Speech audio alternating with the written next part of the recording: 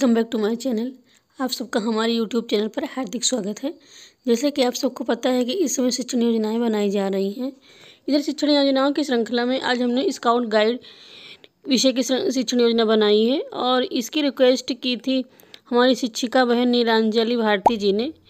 तो उनकी रिक्वेस्ट पर बनाई है। उन्होंने परसों रिक्वेस्ट करी थी, परंतु इसको हम समय अभाव के कारण तुरंत नहीं बना सके, तो आज इसको अपलोड कर रहे हैं। और साथ ही साथ ये भी कहना चाहेंगे कि वो उनको उपयोगी लगे तो इसको ज़रूर शेयर करें शिक्षक भाई और बहनों के मध्य, जिस भी जनपद में हो, तो इसे और भी लोगों तक पहुँचाएँ। और इस प्रकार मेरा उत्साह बढ़ेगा और मैं और अधिक मन लगाकर उत्साह के साथ कार्य कर सकूँगी। तो आप लोग इस शिक्षण योजना को पूरा देखिए और उपयोग करें। और अब आइए आगे बढ़ते हैं। साथ ही साथ एक बात और कहना चाहूँगी, यदि हमारे चैनल पर नए हैं तो इसको सब्सक्राइब करना ना भूलें। साथ ही साथ बेल आइकन जरूर प्रेस करें ताकि आपको नई वीडियो की नोटिफिकेशन प्राप्त हो सके।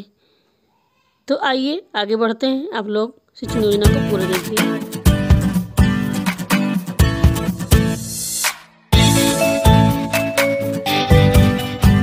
योजना बनाने के लिए 4 कॉलम खींचे गए हैं। पहला दिनांक, दूसरा कक्षा, तीसरा विषय और चौथा समय। कक्षा 6, 7, 8 के लिए बनाई गई है, परंतु इसको आप सामूहिक शिक्षण में इस प्रकार उपयोग कर सकते हैं या फिर 6, 7 अथवा 8 की कक्षाओं के लिए अलग अलग इसका उपयोग कर सकते हैं। स्काउट गाइड विषय जो है वो तीनों क्लास के लिए पढ़ाया जाता है, इसलिए आप अपनी इच्छा अनुसार इसका चाहे सामूहिक शिक्षण में उपयोग करें या फिर प्रत्येक कक्षा के लिए अलग अलग। अब इसके लिए देखिए लर्निंग आउटकम क्या है। पहला है, बच्चे स्काउट गाइड के संबंध में सामान्य जानकारी रखते हैं और इसकी उत्पत्ति तथा आंदोलन के बारे में विस्तृत जानकारी प्राप्त करेंगे। प्रकरण है स्काउट गाइड आंदोलन की सामान्य एवं विस्तृत जानकारी, भाग 1। चूँकि पाठ बड़ा है इसलिए इसको एक भाग में नहीं बनाया जा सकता है। इसके लिए 2 शिक्षण योजनाएं मैंने बनाई हैं, तो इसका भाग 1 है, अर्थात पार्ट 1 है। शिक्षण सहायक सामग्री देखिए इसके लिए क्या है। दीक्षा ऐप पर उपलब्ध सामग्री, स्काउट तथा गाइड की उत्पत्ति का समय, दिनांक तथा वर्ष सहित ये सब दर्शाता हुआ चार्ट पेपर, पाठ्यपुस्तक, चॉक, डस्टर आदि। शिक्षण अधिगम प्रक्रिया एवं गतिविधियाँ क्या हैं। इसके लिए 4 कॉलम खींचे गए हैं। पहला है क्रम संख्या, दूसरा शिक्षण के चरण, तीसरा समय और चौथा आकलन का तरीका। तो पहला चरण आरंभ होता है शिक्षण का आरंभ। शिक्षिका कक्षा में प्रवेश करती हैं और कक्षा का स्वच्छंद परिवेश निर्मित करने के उद्देश्य से बच्चों से बातचीत करती हैं। इस प्रकार वो बच्चों का पूर्व ज्ञान जांचती हैं बातचीत के माध्यम से। और इसके लिए अनुमानित समय है 5 मिनट। आकलन का तरीका प्रश्नोत्तर तथा सहभागिता। शिक्षिका बच्चों से प्रश्न पूछती हैं अथवा बच्चे भी शिक्षिका से बीच बीच प्रश्न पूछ सकते हैं। इस प्रकार शिक्षक और बच्चे सहभागी रहते हैं। शिक्षिका बच्चों से पूछती हैं, बातचीत आरंभ करती हैं और कहती हैं, प्राचीन समय में हमारे देश में ऋषि मुनि कहाँ रहते थे। तो इसके जवाब में बच्चे बताते हैं, कुटिया में, आश्रम में, वन में कुटिया बना करके, आश्रम बना करके रहते थे। तो शिक्षिका बच्चों को उत्साहवर्धन करती हैं, कहती बहुत सही बताया है। प्राचीन काल में ऋषि मुनि आश्रम में रहते थे, प्रकृति की गोद में पठन पाठन करवाते थे। उस समय उनमें ऐसी अनेक दक्षताएं थी, कुशलताएं थी जो कि आधुनिक स्काउटिंग में समावेशित की गई हैं, शामिल की गई हैं। इस प्रकार बच्चे ध्यान से सुनते हैं। और शिक्षिका उद्देश्य कथन करती हुई कहती हैं कि आज हम स्काउट गाइड आंदोलन की सामान्य एवं विस्तृत जानकारी नामक पाठ को पढ़ेंगे। इस प्रकार शिक्षण प्रक्रिया को गति प्राप्त होती है और शिक्षिका आगे बढ़ती हैं। फिर दूसरा चरण आरंभ होता है शिक्षण के मध्य। इसके लिए अनुमानित समय होता है 20 से 25 मिनट।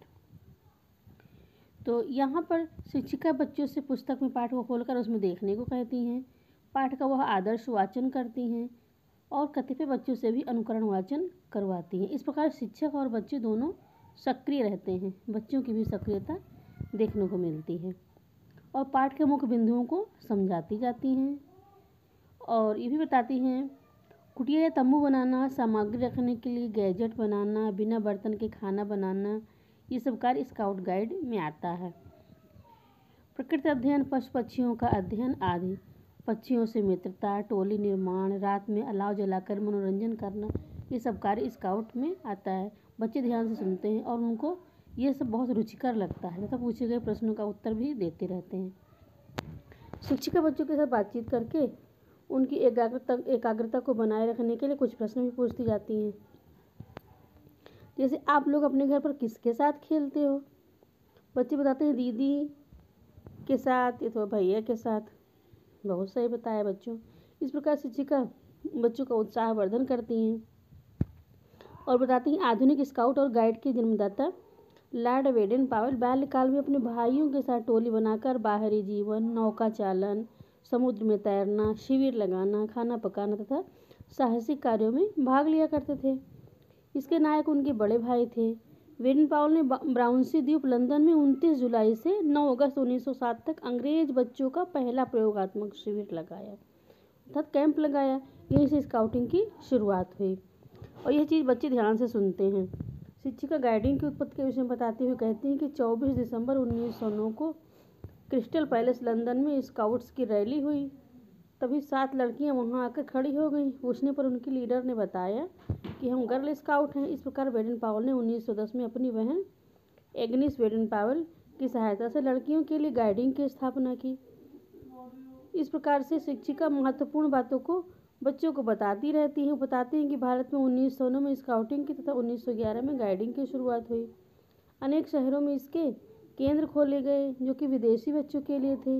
इसका सीधा संपर्क लंदन से आया था। भारत में स्काउटिंग तथा गाइडिंग के लिए प्रयास किया जाने लगा और पाठ का शेष भाग अगले दिन पढ़ाया जाएगा। इस प्रकार क्योंकि आधा भाग शिक्षिका ने कंप्लीट किया।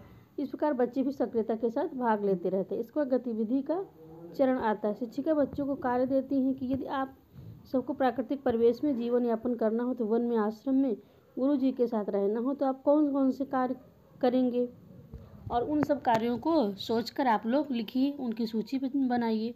बच्चों को इस कार्य में अत्यधिक आनंद आता है, वो इस कार्य में गतिविधि में संलग्न हो जाते हैं और शिक्षिका उनकी सहायता भी करती हैं। फिर तीसरा चरण आता है शिक्षण के अंत में। शिक्षिका बच्चों को पाठ को पढ़ने को कहती हैं। शिक्षिका पाठ को पढ़ते हैं, कुछ प्रश्न भी पूछती हैं। बेडन पावेल का पूरा नाम क्या है? और शिक्षण के अंत में इस चरण के लिए अनुमानित समय 5 मिनट है और आकलन का तरीका है प्रश्नोत्तर तथा सहभागिता। बेडन पावेल का पूरा नाम क्या है?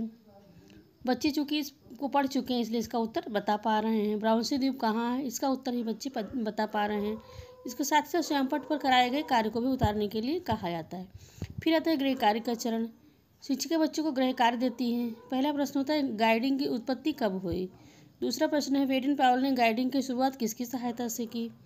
तीसरा प्रश्न है आश्रम का चित्र बनाइए। फिर इसके बाद स्व आकलन का चरण आता है। शिक्षिका पाठ का आधा भाग पढ़ाती हैं इसलिए वो आधे भाग से प्रश्न पूछती हैं। बच्चे पूछे गए प्रश्नों का उत्तर बता पा रहे हैं इसलिए लगता है कि बच्चों ने पाठ को भली प्रकार से समझ लिया है। और इसके बाद आगामी कार्य योजना आती है। शिक्षिका की आगामी कार्य योजना में नंबर 1 है शेष भाग का शिक्षण। फिर नंबर 2 है आगामी शिक्षण योजना का निर्माण। नंबर 3 है बच्चों के द्वारा किए गए लिखित कार्य को जांचना। नंबर 4 है बच्चों के मध्य कराई जा सकने वाली गतिविधियों पर विचार करना। और नंबर 5 पाठ के शिक्षण में आई हुई समस्याओं पर विचार करना। इस प्रकार यह शिक्षण योजना यहाँ पर कंप्लीट होती है। आप सबको कैसी लगी आप लोग ज़रूर बताएं। आप सबका वीडियो देखने के लिए बहुत बहुत धन्यवाद। फिर मिलेंगे नई वीडियो के साथ, तब तक के लिए नमस्कार मित्रों।